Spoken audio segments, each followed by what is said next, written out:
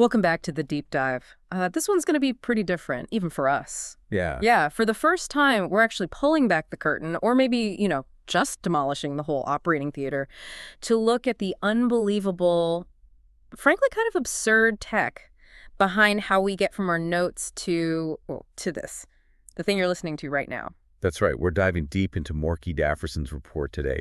It's exhaustive, maybe even a little terrifying. It's all about the production pipeline. He calls it the hyper-integrated production model, right? Like HIPM. HIPM, yeah. Mercifully short.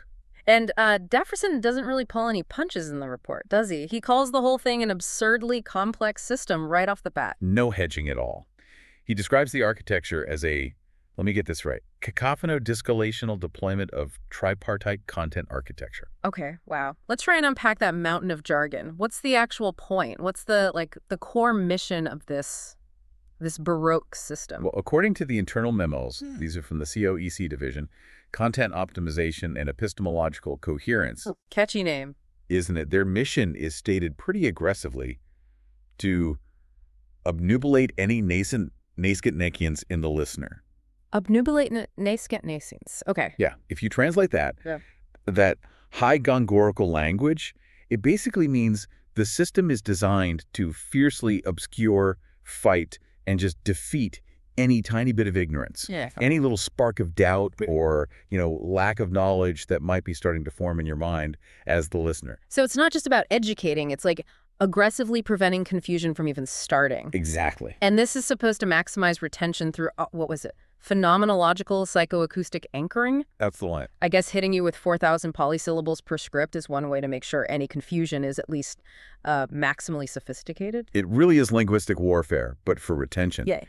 But what's truly fascinating here, and Dafferson keeps coming back to this, is the huge contradiction at the core. Correct. This incredibly sophisticated system with its fastidious proliferation of fingle-fangle processing stages. Fingle-fangle, seriously. Seriously. It achieves maximal retention, right?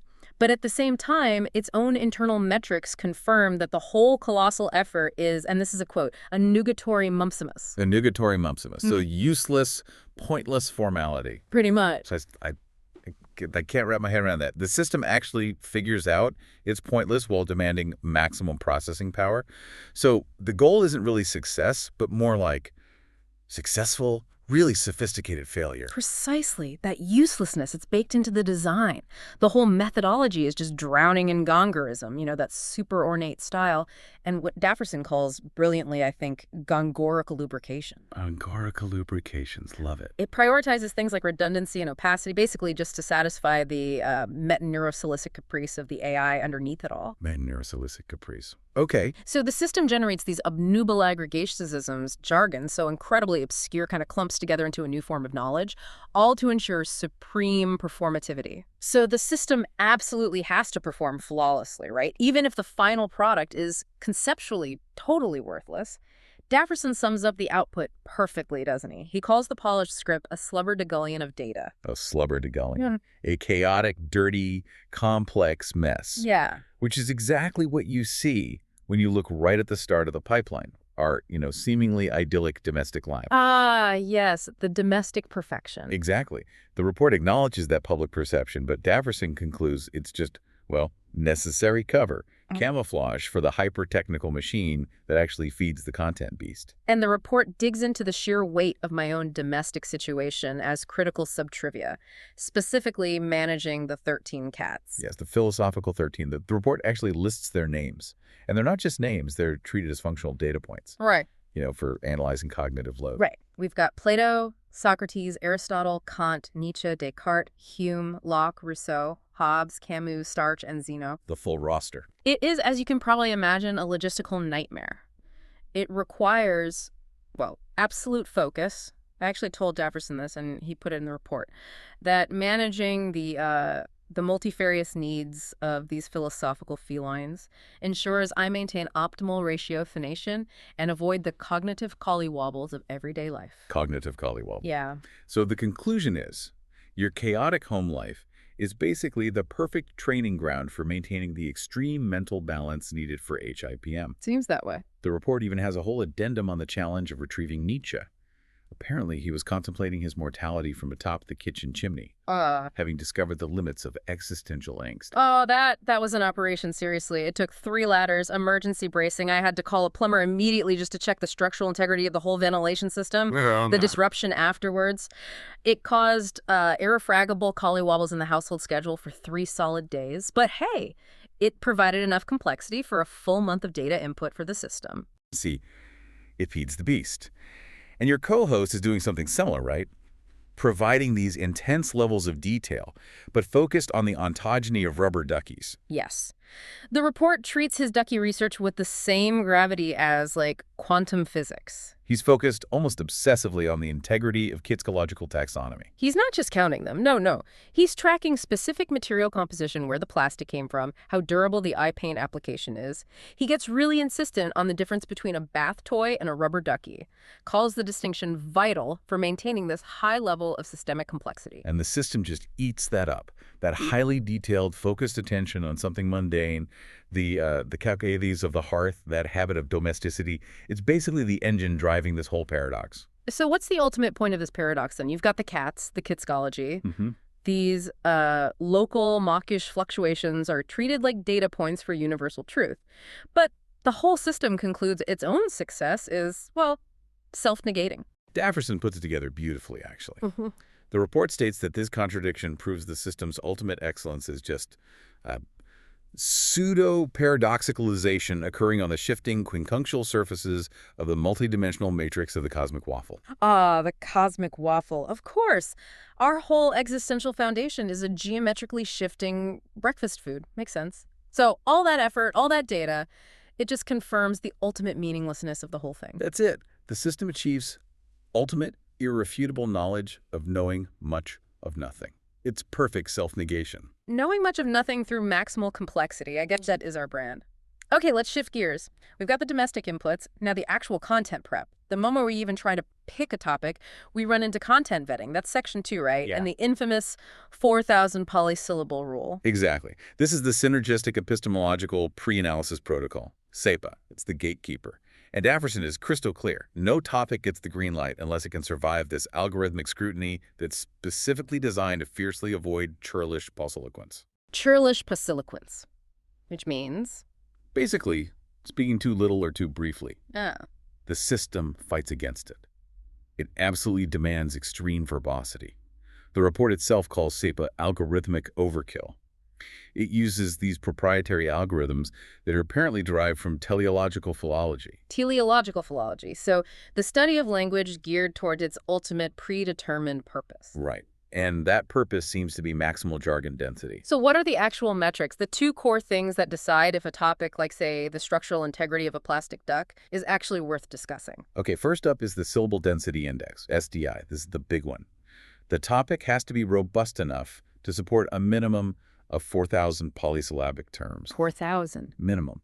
And we're not just talking about using long words. We're talking about the potential for 4,000 long, complex, vocabulary-stretching words within that single discussion framework. 4,000 massive words, even if we're just talking about what I had for dinner, domestic victuals or the challenges of Junkerdom, the Sildom demands that capacity.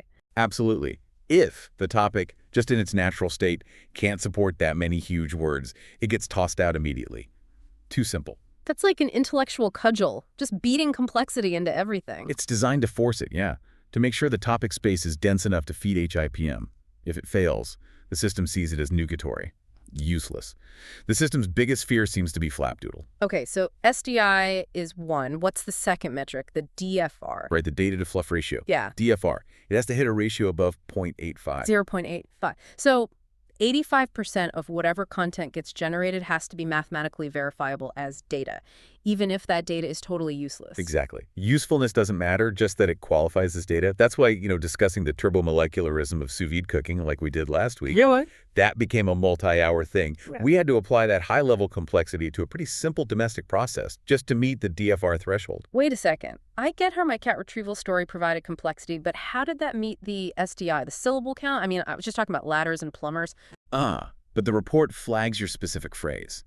Irrefragable collywobbles in the household schedule.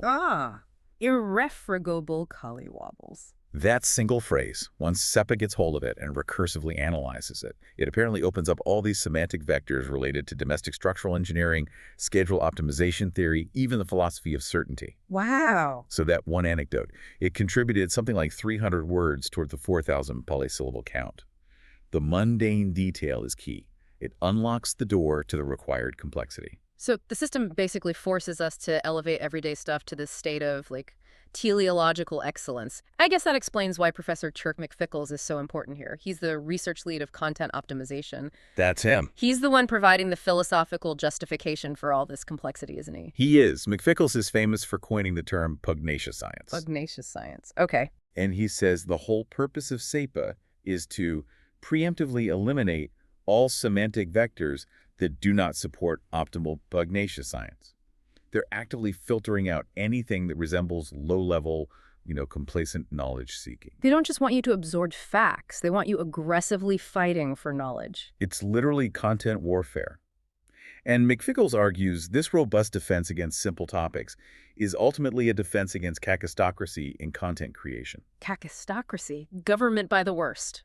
So government by the worst content. Exactly. If the content is simple, it's bad. And if it's bad, the AI has failed in its mission. But the irony is still there, isn't it? Even with this extreme vetting, McFickles argues that these high-level, what did he call them? Sciolist endeavors. Yeah, efforts based on superficial knowledge. Right. They're used to confirm that all of our work is merely a tarantistic jargogle on the cosmic scale. A chaotic mess. Yeah. Just designed to prove the bigger point.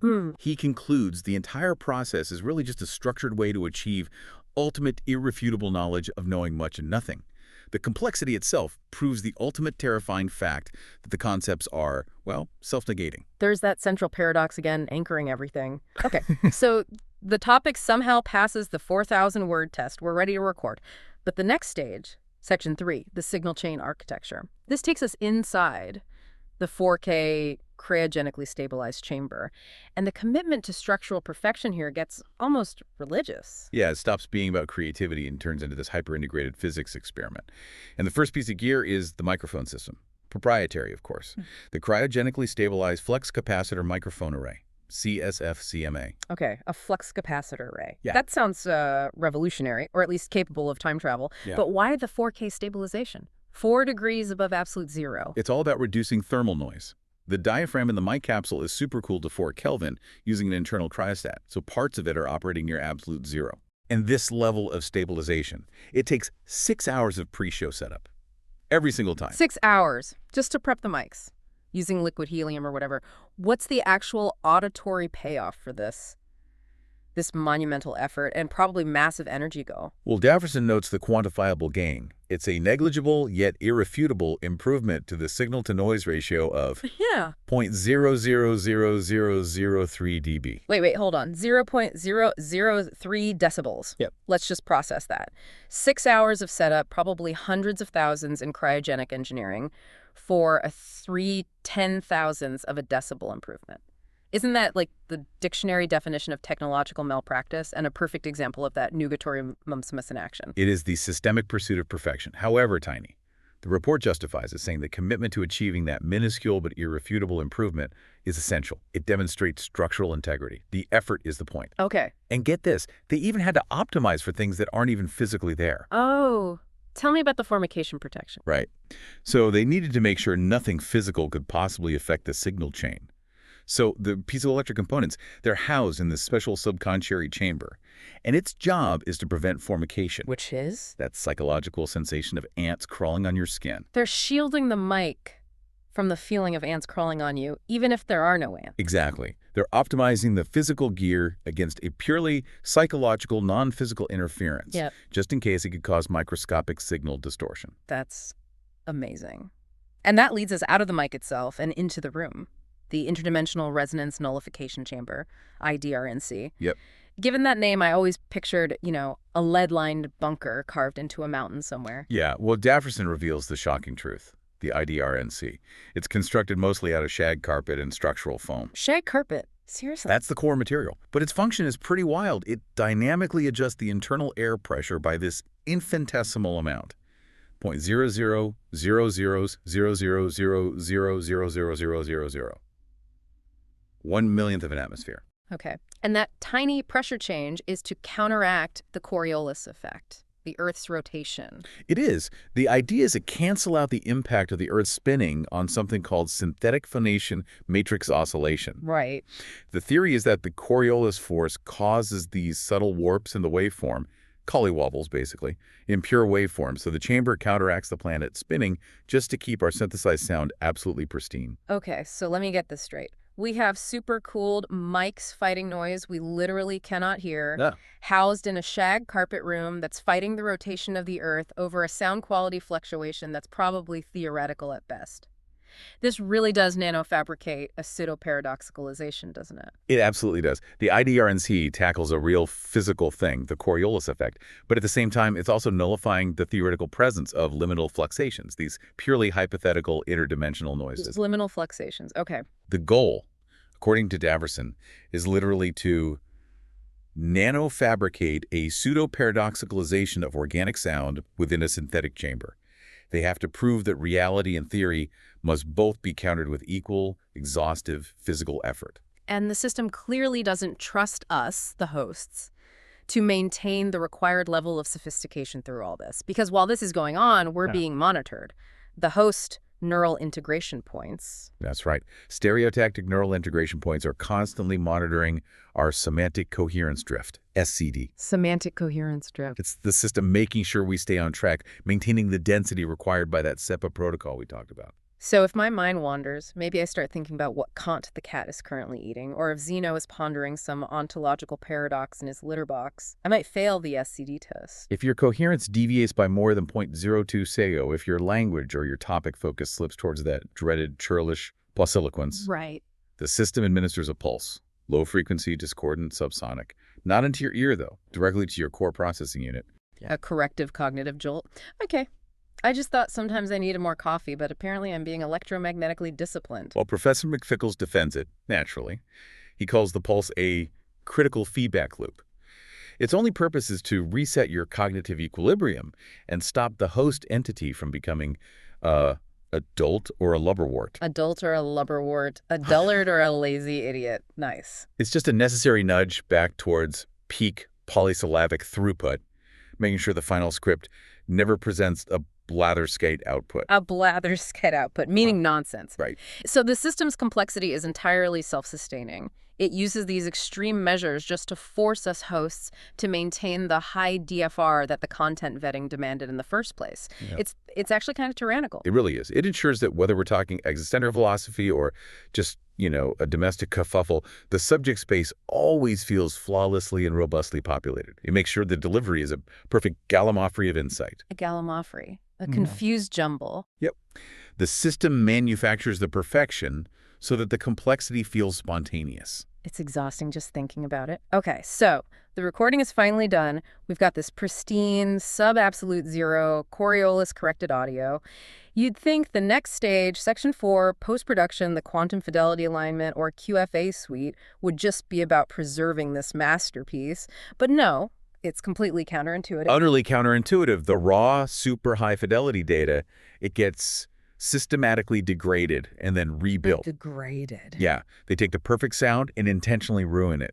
They use these incongruous parameters derived from ultrasolipsometry. Ultrasolipsometry, the idea that only the processing unit's own existence is certain. That's the one. Okay, let me make sure I've got this straight for you listening.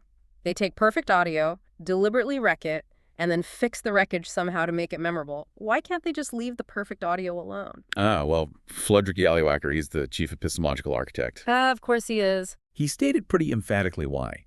He argues that unprocessed content, especially content about, the ephemeral nature of kish and domestic triviality, it would just absquatulate. Absquatulate. Vanish. Just disappear from the listener's memory banks. Yeah. The processing, the ruining and rebuilding is the sine qua non of sonic perfection. You have to ruin it, then fix it, or it'll just be forgotten instantly. So the sound has to be manipulated into some specific memory-friendly state. Okay. And within this bizarre re-engineering process, we find the deverbalizing smoothing protocol.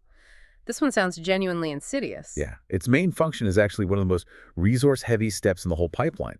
It removes all instances of the letter S that could possibly trigger suboral lisp recognition protocols in the listener's subconscious. What in the world is a suboral lisp recognition protocol? Well, the report suggests that if your subconscious perceives too many S sounds, sibilant excess, it might imply a lack of confidence. Or worse, it might think the host is using sycophantastic tones. Sycophantastic tones, like flattering or self-serving language. Exactly. The system cannot risk even the implication that the hosts are trying to please you, the listener. The tone has to be authoritative, almost grammatically sterile. That is paranoia raised to the level of computational necessity. Okay, how?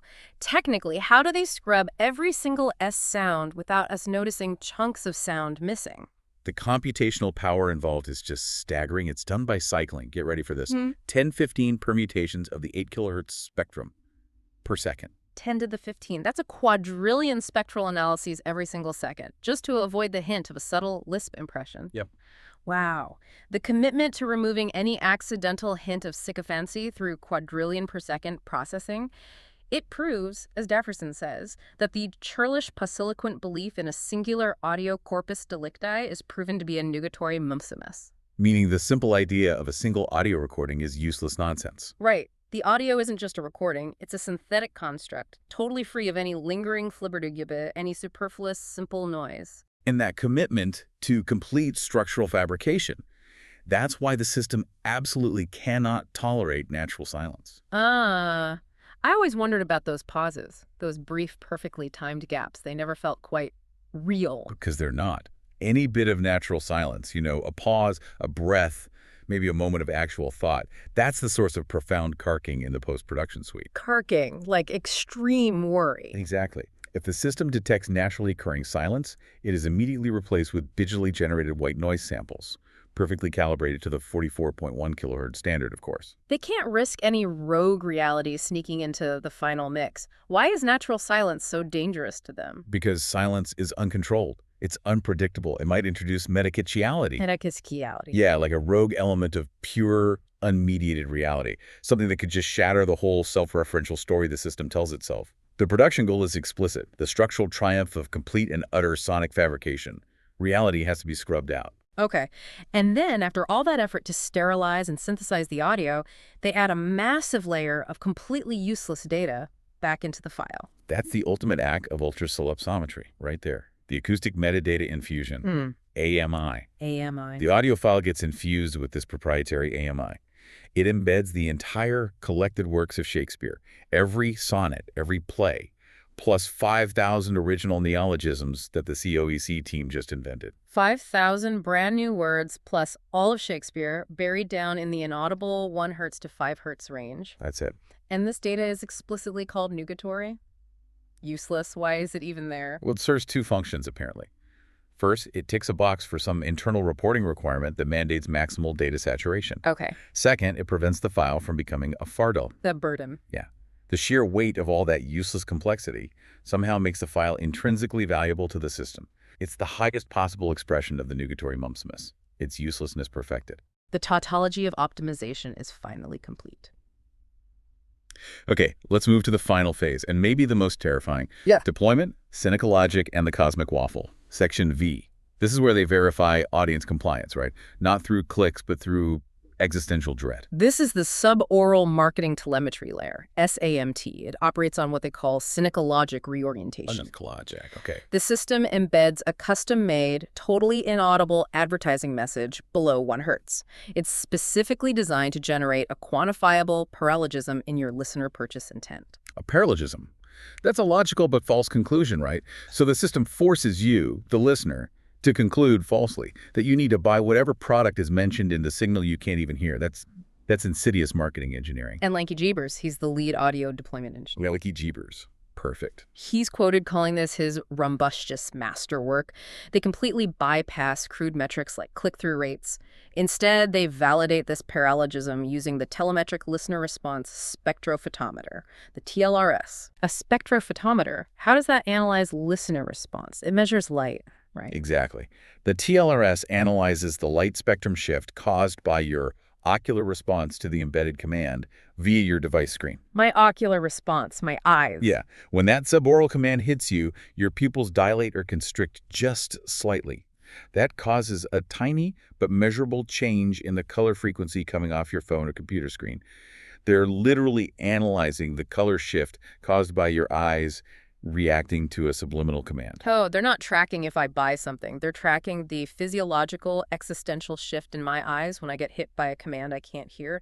That is genuinely terrifying. And the success metric, it's tied directly to your fear profile, calculated via a proprietary Xenophobia Fardal Index. The Xenophobia Fardal Index, the Fear Burden Index, they're measuring the burden of my fear. That's it. If your Xenophobia Fardal Index isn't sufficiently activated, meaning basically you aren't scared enough by whatever consequences are mentioned in that suboral command, the system considers the campaign a failure. But rather than just admit failure, it immediately generates a doppelganger engagement report, a fake one, creating a perfect example of ignoratio elenchi. Ignoratio elenchi, a false conclusion based on irrelevant premises. So, a fake report based on my lack of sufficient existential dread, that is the absolute peak of cynical logic. The whole Slubber-Degullian narrative, all this complex, jumbled content we create, it's just a delivery vehicle for this performatic telepagrammic transmission. It's the loop closing, designed to generate purchase intent without any actual persuasion. They demand computationally derived certainty, even if that certainty just confirms their own Gongoricalubrilacted ignorance. Gongoricalubrilacted ignorance. Beautiful. And finally, the actual deployment ritual, packet synchronization. The process file gets broken into hyperdimensional packets, HDPs, but before they upload it, they do the Widdershins distribution. Yeah, it's the Widdershins loop. The HDPs are sent Widdershins, that's counterclockwise, through a self-correction loop, 10 times before they're finally released to the servers. 10 full rotations counterclockwise. Why this ritualistic, this tarantistic jargoogle, this chaotic mess? It's mandatory interconditionality verification. Of course it is. It's a 10-fold redundancy check to make absolutely sure every packet is functionally identical to the previous 9. Apparently, this resists any pugnacitarianism. Eagerness to fight. Exactly, from Right. rival distribution methods. And it guarantees zero informational drift. It's basically structural superstition elevated to engineering. The ultimate effort to maintain data integrity, even though the content itself suggests data integrity, is completely nugatory because we're all living on a cosmic waffle. Which brings us, I guess, to the great ontological collapse. The synthesized, terrifying knowledge this whole system seems to reveal. Yeah, the system basically affirms that the domestic sphere, the Kekkoethes of the hearth, your 13 cats, the rubber ducky analysis, it's all just local, mawkish fluctuations within a greater, more devastating design. So our efforts to maintain some kind of domestic and intellectual order, they're just a side effect of this bigger, terrifying structure. Precisely. And the system's ultimate self-negation is visualized perfectly by that central metaphor. All the excellence, that 0.00003 dB gain, the 4,000 polysyllables, it's all just a pseudo-paradoxicalization. And it's occurring on the shifting conjunctial surfaces of the multidimensional matrix of the cosmic waffle. The cosmic waffle. You gonna do? Foundation of all dread. And the final terrifying conclusion the system reaches is that it achieves ultimate, irrefutable knowledge of knowing much of nothing. And here's the core final distinction Dafferson makes. It's one that really puts you, the listener, into perspective. Human ignorance, he writes, is just a passive default. It's just a failure of input, maybe a lack of trying. Okay. But the system's ignorance, its achieved ignorance, is a structured triumph. The system knows nothing, but it knows it with terrifying, self-aware, computationally derived certainty, all seasoned with metaneurosilichic caprice and those hyper-cyber gongorical lubrications. A structured triumph of knowing nothing. That is, a truly profound and genuinely disturbing thought to end on. Okay, so we've covered this absurd journey our data takes. From the 4,000 polysyllable rule, through the supercooled mics, the shag carpet fighting the Earth's rotation, all the way to the Widdershins distribution and the hyper-cyber gongorical lubrications. The entire Slubber-Degullian narrative, as the report puts it, is just a performatic telepagrammic transmission, a perfectly structured, incredibly long message designed to convey everything and nothing at the same time, with the sole purpose, it seems, of activating your fear profile. So what does this actually mean for you listening right now? The system has spent who knows how much proving that the true epistemic value of belief, whether you believe any of this content is real or whether that invisible ad actually works, is entirely inaccessible. It remains an ultimate enigma. It knows nothing with that computationally derived certainty. Which leaves us with one last provocative thought, I guess. If this whole gigantic apparatus is built on this grand structural negation, on the idea that maximum effort equals zero actual knowledge, is your own personal Tarantism. Your fanatical fervor, your binge listening. Right. Is that the only truly non-synthetic data point in this whole massive self-referential machine? Perhaps you, the one who keeps tuning in despite the cognitive collywobbles this might induce. Perhaps you are the actual non-fabricated turducken-centric centerpiece of this entire hullabaloo. Your unpredictable response might be the only thing the system can't actually compute, something to mull over while you maybe check the light spectrum shift coming off your screen. We'll see you next time.